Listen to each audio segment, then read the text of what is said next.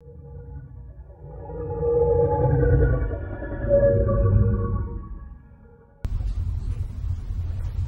Calgary Police Service has charged one person in relation to a mall break-in while continuing to look for a second suspect.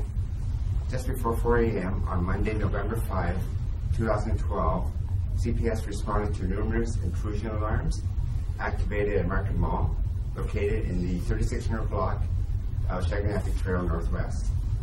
A search of the mall's exterior determined that a vehicle was responsible for creating an entry point through the main north entrance to the shopping center, causing significant structural damage.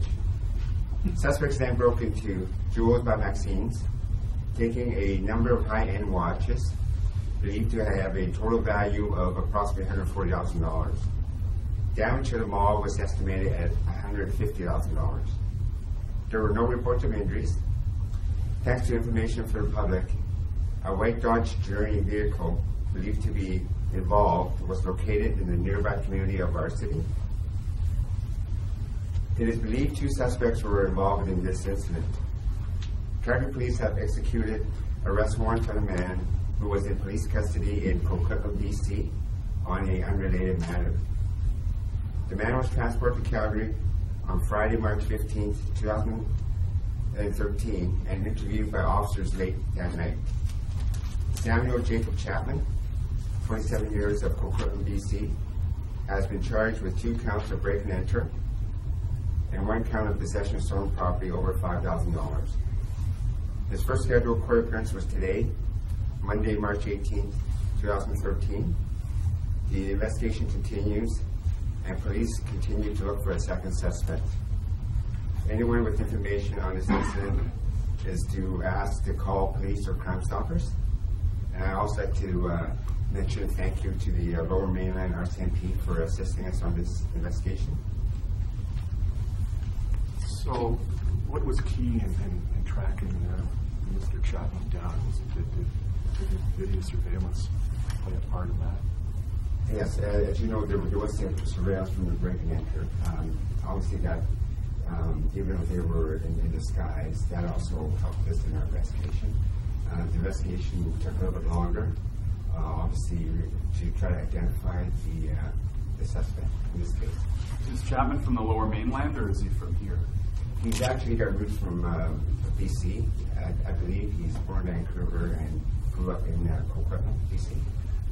Should we read anything into the fact that he and an accomplice committed an offense here? Is this a sign that there's anything more sophisticated going on as far as organized crime involvement? At this time, we believe Chapman is only responsible for this break and enter. Obviously, we're still trying to identify the second suspect. So was the vehicle stolen? Yes, it was a stolen vehicle. So I take it he's not being cooperative? No, he's not. So you said, though, that they were disguised, so how did you manage to kind of narrow him into your suspect? Just from part of our investigation and from gathering evidence and so forth. You were able to determine any link with Market Mall? Like, did you know someone who worked there, or why that mall? Well, from our investigations, we believe that the Jewels by Maxine was targeted by the suspect in this case, and the jewelry store obviously has a lot of high-end watches, and obviously that is what they were going after. You mentioned surveillance played a role. Was there any surveillance footage of the suspect in the store prior to making it look like he was casing the joint or anything like that? That is part of our investigation that's ongoing, yes. So do you know who the other suspect you're looking for? Do you know who it is? As right now, we don't. Have you recovered any of the stolen property? Yes, we have. Approximately how much, or most of it, all of it? Approximately 10 watches right now. How much would that be out of the 140, 150,000? It's kind of hard to say. They could range from a few $1,000 up to, I believe, one was up to $19,000. How many watches were stolen? I believe it was in between 50 to 60. Were they being resold online, or? And that we did recover some of those. Some of those were pawned, and which we have recovered. Did that help? Did you get contacted by pawn shops or anything? I mean, it's had a list of the items. Is that one of the ways you learned this guy? We have a good relationship with pawn shops. And obviously, some of that was also from our investigation where we're able to track it down to a pawn shop. But did a pawn shop call you and say, hey, I just bought a watch from a guy a watch that was on this list of stuff to look out for? Not so much calling us directly, but there was information from pawn shops. Here in town pawn shops or in BC? In Calgary. Did he come to Calgary specifically to target this, or he was in the area and said, what the hell, I'm better to do? And that's something we're still trying to determine. He has roots in BC, but he also has some family in Calgary. Is he still in custody now? Yes, he is. Okay. Sorry, just to be clear, when Jason asked you, did he appear on surveillance video before the incident driving into the mall? And you said yes. Are you saying yes, he was in surveillance video previously before casing the joint? We have information that he was in the store before. Do you have him on video previously then? We believe we do, yes. So would you have shown a photo of him to the owners or something and said, oh yeah, we recognize him being here days? Like, is that how you get the connection? We have interviewed all the staff. We have interviewed the staff at the jewelry store and the owners of the jewelry store. And obviously all the feedback we've got from the staff assisted us.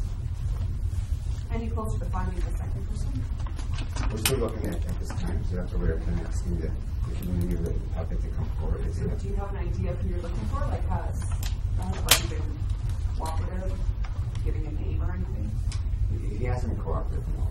Do you know how much before the actual break-in that he was seen in the store? Like, was it days, weeks? It would have been probably a couple of days prior. So what are the chances of recovering a lot of that jewelry? Is that even a priority for you to just presumably so that would have been sold off a while ago? And that is a bit of a concern because it happened back in November 2012. So we're still trying to track down on a lot of these watches where it is right now, and that is something we're still trying to determine at this time. Did he still have some in his house, or where he lived?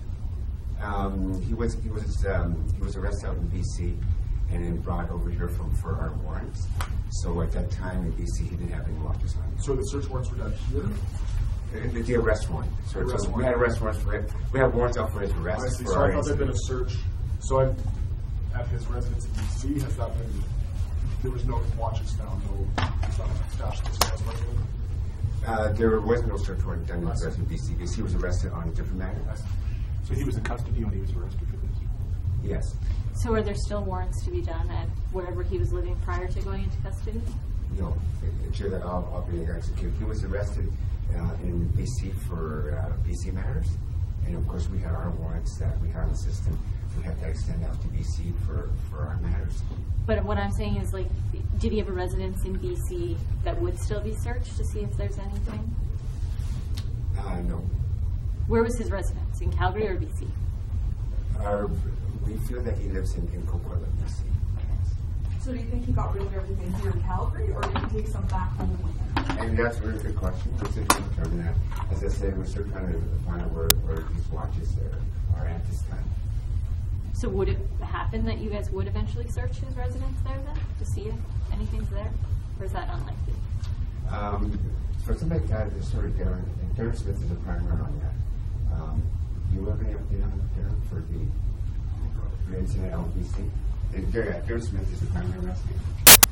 In regards to his address in Coquitlam, he has not resided there for very long, so he does have a little bit of a transit nature.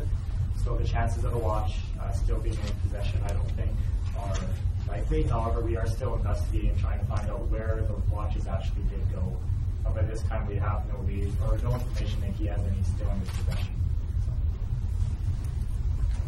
And especially with the time gap, that'd be tough to get a search warrant because it happened in November. Do you know when he was arrested in BC? Like how long after that? Like how long he's been in custody for? I think in early March. So was he identified as a suspect early on then? I think we identified him probably in late in the year, probably in December or January. Thanks. What's just like the two charges again? Okay. 2 counts of break and enter, and 1 count of possession of stolen property over $500.